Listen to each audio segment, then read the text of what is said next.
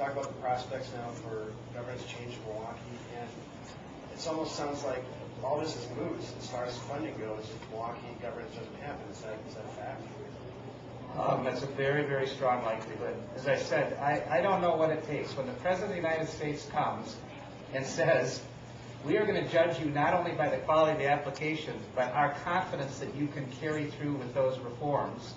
And when the legal counsel for the Department of Education comes and says that the judgment will be made on being able to carry forward, you know, I've been saying this all along, and I just don't know how much clearer it can be to people. I want to say, and I'll be in Milwaukee a little later today to talk more directly about this, but the mayor of Milwaukee has made a very, very strong proposal. He has been willing to compromise. He's been willing to come to not to a winner-take-all kind of solution, but to a good, practical compromise. And I'll just say it is extraordinary to watch in Milwaukee the forces that are fighting for the status quo and how strong they are. But I think it's getting pretty hard to defend the status quo. You know, the recent round of testing that came out demonstrated that Milwaukee Public School students, and there are many of them that are doing very, very well, but on average are equal to special education students in the rest of the state of Wisconsin. Now, if that isn't a statement that we have to make a significant change. And I'd like to just point out one other thing, and again, I'll point this out. I don't mean to give you all embroiled here in the Milwaukee issue, but this school board actually about a year ago voted to look at whether it would dissolve itself. So as I watch this go on in Milwaukee, I hope we can get away from all of the political fighting and recognize what's at stake, that we can build a really good public school system in Milwaukee. We have wonderful teachers. We have great principals. We have the capacity to have a wonderful public school system in Milwaukee. The Obama administration, through Race to the Top, is giving us a real opportunity.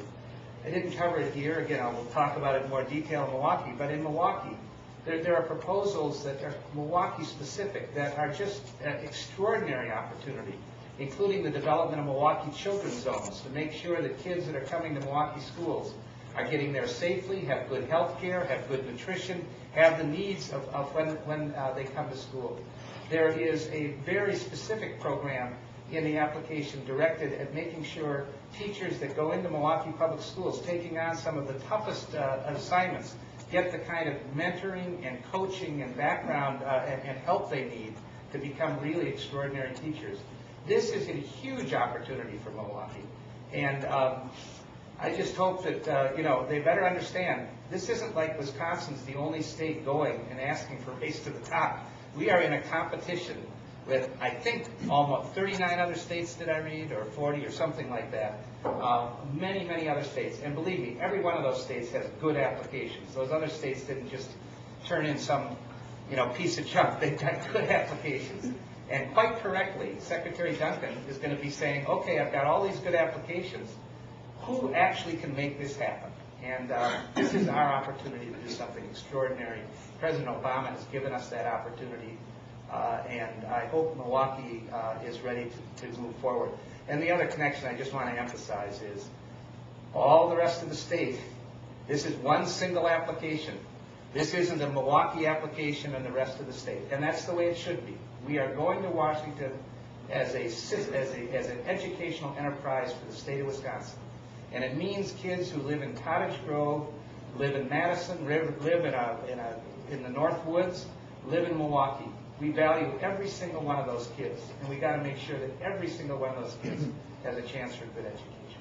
Governor, just to clarify, absent the MPS governance change, the state's application could be rejected outright, or we might simply get less than the amount of money that we've requested? I reject it outright. I mean, what will happen here now is the application will go in, and I think we're all, you know, the Department of Education is going to have an enormous amount of discretion. We may not get all the money that we have asked for. And in that case, the way we have structured it with school districts is we'll come back to school districts and talk with them then about what the realistic situation is and what the funds are and how we make sure we use them the best. But again, when the President of the United States comes to Wisconsin and says, we are going to judge you not only on how the strength of your application, but on the ability for you to demonstrate that you really, in your history, in really being able to drive change. He was sending us a pretty clear message, and we better listen to it. And so, in the first round, only about 10 states are going to be selected. Second round, a much larger number is going to be selected. But I do think if we can't demonstrate that we're ready to make significant changes, not only in our educational programming, but in our governance in a way to ensure that those changes will be made, we're going to have a very hard time. Governor, you mentioned the 2 rounds with which these selections will be made. First and foremost, when is that first round?